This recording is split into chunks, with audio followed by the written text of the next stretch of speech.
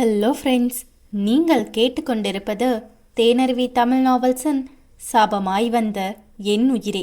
வாசிப்பது நான் உங்கள் பவஸ்ரீ அபி. அத்தியாயம் 119. நீச்சல் அடிக்கலாமா என்று யோசித்தபடி வெற்றி ஸ்விம்மிங் பூல் அருகில் சென்றான். அங்கே ஏற்கனவே ஒரு அழகிய இளம்பெண் நீச்சலுடையில் நீச்சல் அடித்துவிட்டு வந்தாள். ஈரம் சொட்ட சொட்ட அமர்ந்து வானத்தை வெறித்து பார்த்து கொண்டிருந்தாள். அவளது சைடு ஃபேஸை மட்டுமே அவனால் பார்க்க முடிந்தது.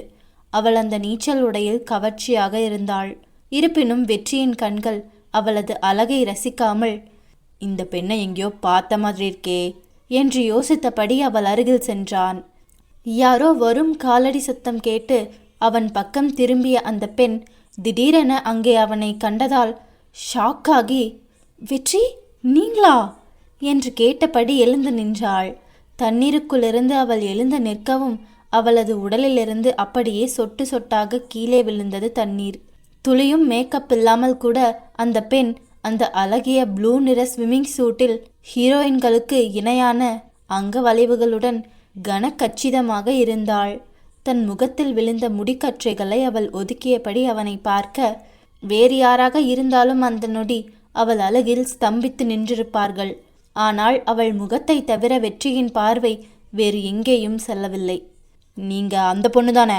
நேற்று உங்களை பார்த்தனே, நீங்க இங்கே என்ன பண்ணுறீங்க? உங்களை நான் இங்கே எதிர்பார்க்கவே இல்லை என்று சாதாரணமாக பேசிக்கொண்டிருந்த வெற்றி அப்போதுதான் அவள் ஈரம் சொட்ட சொட்ட நீச்சலுடையில் தன் முன்னே நின்று கொண்டிருப்பதை கவனித்துவிட்டு, தான் அவளிடம் பேசும் ஆர்வத்தில் அவசரப்பட்டு விட்டதாக நினைத்து மானசீகமாக தன் தலையில் அடித்து கொண்டு, ஐயோ சாரிங்க, நீங்கள் குளிச்சுட்ருக்கீங்கன்னு எனக்கு தெரியாது, அதான் இந்த பக்கம் வந்துட்டேன் என்றபடி வேறு புறம் திரும்பி கொண்டான். என்னது, குளிச்சிட்ருக்கேனா என்று யோசித்து குழம்பிய சஞ்சனா, நான் எங்கே குளிச்சிட்ருக்கேன்? இப்படி ஓப்பன் ஸ்பேஸில் இருக்கிற ஸ்விம்மிங் பூலில் யாராவது குளிப்பாங்களா? நான் ஜஸ்ட் ஸ்விம் பண்ணிட்டு இருந்தேன், இதில் என்ன இருக்குது? முதல்ல நீங்கள் இந்த பக்கம் திரும்புங்க என்றாள். இல்லை, நான் திரும்ப மாட்டேன், எனக்கு கூச்சமாக இருக்குங்க. இது வரைக்கும் இந்த மாதிரி ட்ரெஸ்ஸில் எந்த பொண்ணையும் நான் பார்த்ததில்லை, எனக்கு பார்க்கவும் பிடிக்கல. நீங்கள் ட்ரெஸ் சேஞ்ச் பண்ணிட்டு சொல்லுங்கள், நான் அப்புறம் வரேன் என்ற வெற்றி அந்த ஏரியாவை விட்டு வெளியே செல்ல, அவன் இந்த அளவிற்கு நல்லவனாக இருக்கிறானே என நினைத்து சந்தோஷத்தில் சிரித்த சஞ்சனா, அச்சச்சோ ஒரு நிமிஷம் இருங்க, நானே மனசு விட்டு கொஞ்ச நேரம் யார்கிட்டையாவது பேசினா நல்லா இருக்கும்னு நினச்சிட்டு இருந்தேன். கரெக்டாக நீங்கள் வந்துட்டீங்க. உங்களுக்கு என் ட்ரெஸ் தானே ப்ராப்ளம்? நீங்கள் இங்கே ஒரு 5 minutes வெயிட் பண்ணுங்கள், நான் போய் சேஞ்சிங் ரூமில் சேஞ்ச் பண்ணிட்டு வந்துடுறேன். இங்கே இருங்க, எங்கேயும் போயிடாதீங்க, நான் உடனே வந்துடுறேன் என்று அவசரமான குரலில் சொல்லிவிட்டு அங்கிருந்த சேஞ்சிங் ரூமை நோக்கி ஓடினாள். அவள் அந்த இடத்தை விட்டு சென்று விட்டாள் என்று உறுதி செய்த பிறகுதான் அந்த பக்கம் திரும்பிய வெற்றி ஓரமாக இருந்த சேரில் சென்று அமர்ந்து தன் முன்னே இருந்த நீச்சல் குளத்தை பார்த்தான். நாங்கள்லாம் எங்கள் ஊரில் ஆற்றுல குளத்துலலாம் குளிப்போம், இவ்வளோ பெரிய ஸ்விம்மிங் பூலில் குளிக்காமல் வேற என்ன பண்ணுவாங்க? ஒரு வேளை சும்மா டைம் பாஸ் பண்ணுறதுக்கு நீச்சல் அடிச்சுட்டே இருப்பாங்களோ? நமக்கு என்ன தெரியும்? இந்த பணக்காரங்களோட லைஃப் ஸ்டைலு ரொம்ப டிஃப்ரெண்ட்டாக இருக்குது. இது விஜய் சாரோட கெஸ்ட் ஹவுஸ் தானே? அப்படி தானே அமுதா சொன்னா? இங்கே இந்த பொண்ணு என்ன பண்ணுதுன்னு தெரிலையே, அவள் என்னமோ பண்ணிட்டு போகட்டும், நமக்கு என்ன என்று தனக்குத்தானே பேசிக்கொண்ட வெற்றி அந்த ஸ்விம்மிங் பூலின் அழகை கண்டு ரசித்து கொண்டிருந்தான். அப்போது ஒரு லூஸ் டிஷர்ட் மற்றும் ஷார்ட்ஸ் அணிந்து கொண்டு தனது ஈரக்கூந்தலை துவட்டியவாறு அங்கே வந்த சஞ்சனா அவனுக்கு எதிரில் இருந்த சேரில் அமர்ந்து, ஹாய் வெற்றி, குட் மார்னிங் என்று சொல்ல, ஹாய்ங்க, குட் மார்னிங் என்றான் அவன். டீ காஃபி ஏதாவது குடிக்கிறீங்களா? நான் கொண்டு வர சொல்லட்டுமா என சஞ்சனா கேட்க, இல்லை பரவாயில்ல இருக்கட்டும், நான் இப்போ தான் தூங்கி எழுந்திரிச்சேன் என்றான் வெற்றி. அப்போ இன்னைக்கு ஒரு நாள் எனக்காக க்ரீன் டீ குடிங்க என்ற சஞ்சனா சர்வெண்ட்டை அழைத்து அவர்கள் இருவருக்கும் க்ரீன் டீ கொண்டு வர சொன்னாள். மற்றவர்கள் அவளிடம் மரியாதையுடன் நடந்து கொள்வதால் கண்டிப்பாக இவள் விஜய்க்கு வேண்டப்பட்டவளாக இருக்க வேண்டும் என்று நினைத்தான் வெற்றி. அப்போதும் அவனாக சென்று அவர்கள் இருவருக்கும் நடுவில் என்ன உறவு என்று கேட்டு தெரிந்து கொள்ளவில்லை. அது தனக்கு தேவையற்றது என்றே நினைத்தான்.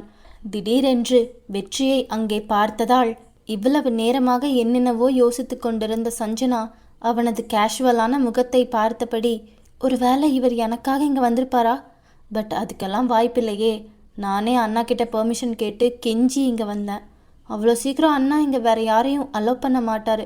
பட் வெற்றிக்கு எப்படி அண்ணாவை தெரியும் என்று அவளாக யோசித்து கொண்டிருந்தாள். என்னங்க, என்கிட்ட என்னமோ பேசணும்னு சொல்லிட்டு இப்படி சைலண்டாக இருக்கீங்க என்று வெற்றி கேட்க, நானே இங்கே ரொம்ப கஷ்டப்பட்டு தான் வந்தேன், அதான் நீங்கள் எப்படி இங்கே வந்திருப்பீங்கன்னு யோசிச்சுட்ருக்கேன் என்று சாதாரணமாக சொன்னாள் சஞ்சனா. அவள் சொன்னதை தவறாக புரிந்து கொண்ட வெற்றி, நீங்கள் விஜய் சாரோட ஃபேனா, அவரை பார்க்கறதுக்காக வந்தீங்களா என்று சூசகமாக கேட்க, ஆமாம்மா, நான் உங்கள் விஜய் சாரோட பெரிய ஃபேன் தான். அவரை எல்லா பொண்ணுங்களுக்கும் பிடிக்கும், பட் அவருக்கு பிடிச்ச ஒரே பொண்ணு நான் தான் என்று பெருமையாக சொன்னாள் சஞ்சனா. இவ்வளவு நாட்களாக தனக்கும் அமுதாவிற்கும் நடுவில் விஜய் வந்துவிட்டால் என்ன செய்வது என்று நினைத்து பயத்திலிருந்த வெற்றி இப்போது சஞ்சனா சொன்னதை கேட்டு, ஒருவேளை விஜய் இவளை காதலிக்கிறான் போல என்ற எண்ணத்தில், ஒருவேளை விஜய் சாருக்கு இந்த பொண்ணை தான் பிடிச்சிருக்குன்னா நம்ம ரூட்டு கிளியர் ஆகிடும். ஆனால் இவ பார்க்கறதுக்கு ரொம்ப சின்ன பொண்ணாக இருக்காளே, அன்னைக்கு இவளோட பேர் சஞ்சனா குருமூர்த்தின்னு சொன்னாலே, அப்படின்னா ஒரு வேளை இந்த பொண்ணை அவர் சீக்ரெட்டாக கல்யாணம் பண்ணிக்கிட்டாரா?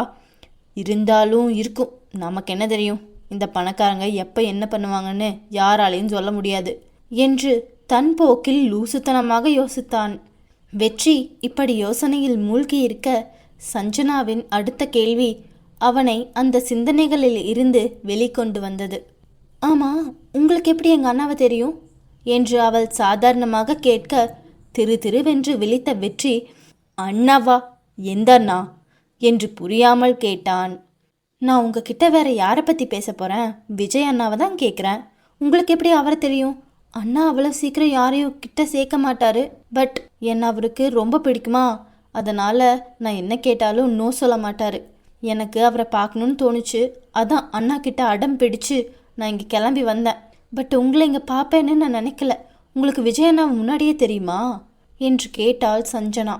அவள் அப்படி சொன்னதை கேட்டு மீண்டும் ஒரு முறை ஷாக்கான வெற்றி, நீங்கள் விஜய் சாரோட கூட பிறந்த தங்கச்சியா என்று கேட்க, ஆமாம், அதில் உங்களுக்கு என்ன டவுட்டு? நானும் என் பிரதர் சஞ்சயும் ட்வின்ஸ். நான் உங்ககிட்ட கொடுத்த என் பிஸ்னஸ் கார்ட்லேயே என் ஃபேமிலி டீட்டெயில்ஸ் போட்டிருந்துச்சே, நீங்கள் பார்க்கலையா என்று கேட்டாள் சஞ்சனா. ஐயோ சாரிங்க, எனக்கு கையில் வேற அடிபட்டுருந்துச்சுல, ரெஸ்ட் எடுக்கவே டைம் கரெக்டாக இருந்துச்சு, அதனால் அதில் என்ன இருந்துச்சுன்னு எல்லாம் நான் பார்க்கல என்று வெற்றி சொல்ல, ஓகே பரவாயில்ல. ஆமாம், நீங்கள் எப்படி இங்கே வந்தீங்கன்னு சொல்லவே இல்லையே என்று மறுபடியும் கேட்டாள் சஞ்சனா. விஜயிடமிருந்து தனக்கு வந்த மெசேஜை கண்டு எரிச்சல் அடைந்த டைரக்டர் ஸ்ரீகாந்த் ஜிம்மிலிருந்து வந்த தன் மகள் மோனிஷாவை பார்த்து, இந்த விஜய் திருந்த மாட்டான் போல, இப்போ எதுக்காக திடீர்னு ஷூட்டிங் டைமை மாற்ற சொல்கிறானோ தெரில.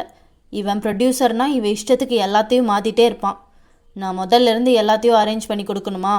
எனக்கு வர்ற கடுப்புக்கு இப்போவே இவனை ஏதாவது பண்ணணும் போல இருக்கு மோனி என்று புலம்பினான். விஜய் அமுதாவுடன் சுற்றுவதையும் இப்படியெல்லாம் நடந்து கொள்வதையும் வைத்து ஏற்கனவே மோனிஷாவும் அவன் மீது கோபமாக தான் இருந்தாள். இருப்பினும் அதை தாண்டி அவன் மீது அவளுக்கு காதல் அதிகமாக இருந்ததால், விடுங்க டாடி, அவர் எங்கே போயிட போகிறாரு, அனாமிகா தான் எனக்கு பெரிய பிரச்சனையாக இருப்பான்னு நினச்சேன். இப்போது அவரே அவளுக்கு ஒரு முடிவு கட்டிட்டாரு. இனிமேல் நான் அவரை கல்யாணம் பண்ணிக்கிறதுல எந்த பிரச்சனையும் இல்லை. தெரிஞ்சோ தெரியாமலோ நான் அவரை ரொம்ப லவ் பண்ண ஆரம்பிச்சிட்டேன். என்னால் இனிமேல் அவரை யாருக்கும் விட்டு கொடுக்க முடியாது. என்ன நடந்தாலும் பரவாயில்ல, நான் அதை ஃபேஸ் பண்ண ரெடியாக இருக்கேன். நீங்கள் ஆல்ரெடி என்கிட்ட சொன்ன பிளானை எக்ஸிக்யூட் பண்ணுறதுக்கு என்ன பண்ணணுமோ அதை ரெடி பண்ணுங்க. இப்போ நான் எல்லாத்துக்கும் ரெடியாக இருக்கேன் டாடி என்று உறுதியாக சொன்னாள் மோனிஷா. காதல் மலரும்.